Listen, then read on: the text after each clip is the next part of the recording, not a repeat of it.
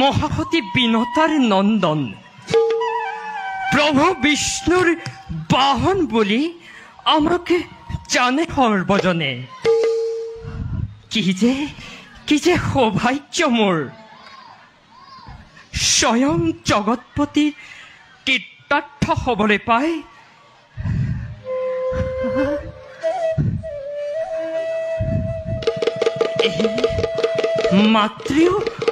মাতৃ মহাসুখী হয় মোৰ বাবে।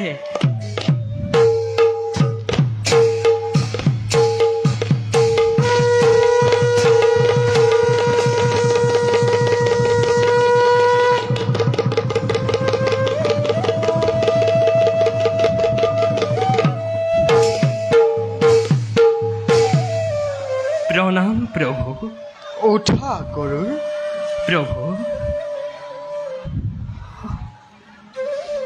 প্ৰভু গৰুৰ কলিৰ প্ৰভাৱত আজি জগতত অৰাজকময় পৰিস্থিতিৰ হৈছে সূচনা।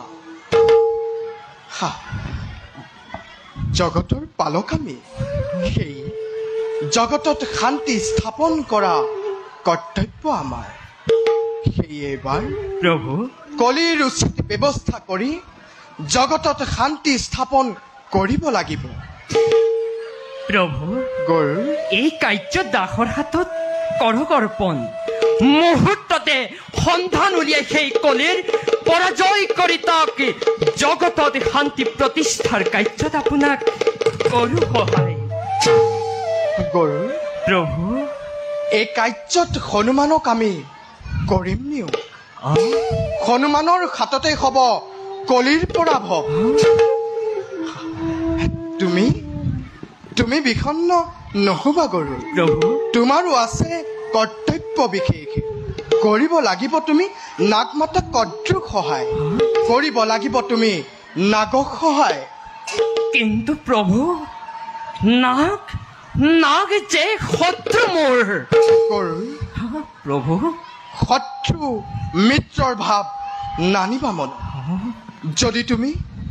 যদি তুমি জগতত শান্তি স্থাপনৰ কাৰ্যত আমাক সহায় কৰিব বিচাৰা প্ৰভু, তেন্তে নাগক সহায় কৰা তুমি সংকট কালত। প্ৰভু কিন্তু তাৰ আগে জয় শ্ৰীৰাম বাণীৰে হনুমানৰ ধ্যান ভংগ কৰিব লাগিব। এবে যোৱা তুমি হনুমানৰ কাষে, আমিও যাওঁ নিজ কৰ্তব্যত সংগ্ৰহ।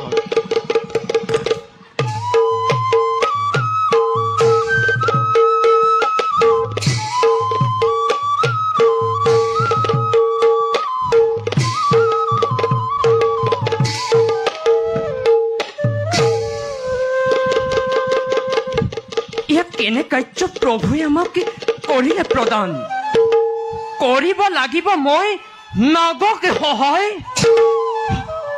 এয়া কি, কিয় মই হৈছো ক্ৰোধিত? প্ৰভুৰ আদেশ আৰু এই আদেশ মই পালিবই লাগিব। সম্প্ৰতি যাওঁ হনুমন্তৰ কাষে।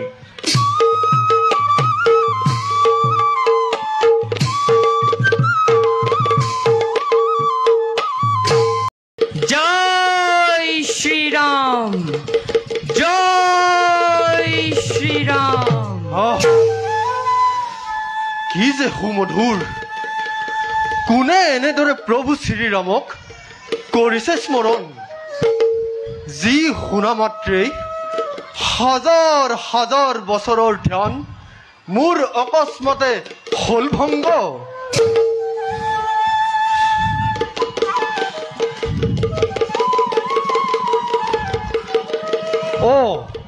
হৌৱা গৰুৰ প্ৰভুৰ নাম স্মৰি এই দিশে আহিব লাগিছে। জয় শ্ৰীৰাম। প্ৰণাম পক্ষীৰাজ। প্ৰণাম পৱন পুত্ৰ। আপোনাৰ সাক্ষাৎ লভি ধন্য হল আজি এই হনুমানৰ জীৱন। বাৰু কওকচোন পক্ষীৰাজ, কিবা হেতু উপস্থিত এই স্থানে? পৱন পুত্ৰ, পক্ষীৰাজ, এই স্থানত উপস্থিত হোৱাৰ উদ্দেশ্য অতি গুৰুতৰ। পক্ষীৰাজ, আছে এইবাৰ তোমাৰ কাৰ্য বিশেষ এই জগতত, সেয়ে সেই পৰম নাৰায়ণৰ আদেশ তোমাৰ ধ্যান ভংগ কৰিবৰ হেতু এই স্থানত হল উপস্থিত। প্ৰভু নাৰায়ণৰ আদেশে যেতিয়া এই হনুমানৰ ধ্যান ভংগ কৰালে, বুজিলো পক্ষীৰাজ, প্ৰভুৰ কিবা কাৰ্যত এই অধমে লভিব খুজো। বাৰু কওকচোন পক্ষীৰাজ, প্ৰভুৰ কি কাৰ্যত এই ৰাখে কৰিব পালন? সেই ৰাম ভক্ত, এই সমস্ত জগত আজি কলিৰ অধীন, যাৰ বাবে পথভ্ৰষ্ট আজি মৰ্ত্যৰ মানৱ।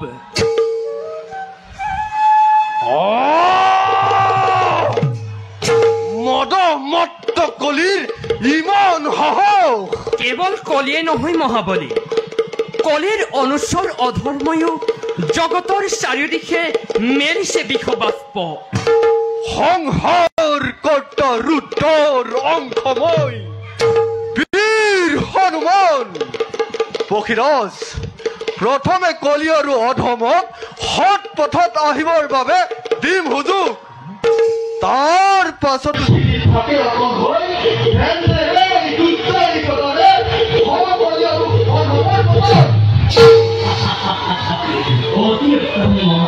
অতি উত্তম। এ বোলা মহাবলী, যাওঁ আমি সেই দুৰাচাৰৰ সন্ধানত। বলক পক্ষীৰাজ।